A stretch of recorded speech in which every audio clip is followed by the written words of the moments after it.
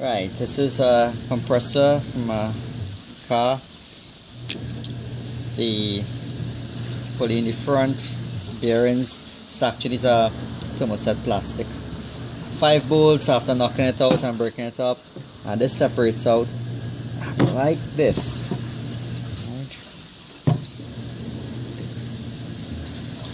It open, it appears suction from here, discharge through these. Let me see where the out and that comes in. I guess that's that with a filter there.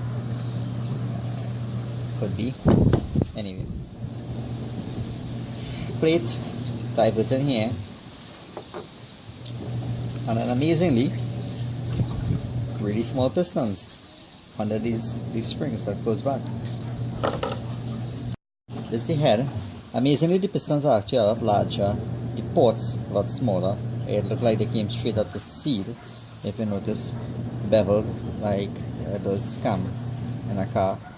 This seal I would have assumed would have been plastic, but apparently it isn't. It's another metal seal. So this whole thing is based upon shear force. Compressed metal seals the hole. Then needle bearing, clearly sealed up. Next bearing, yeah, this is switch plate. Interesting mechanism, how to do the inside. Rotary here, switch plate here for the pistons, as expected.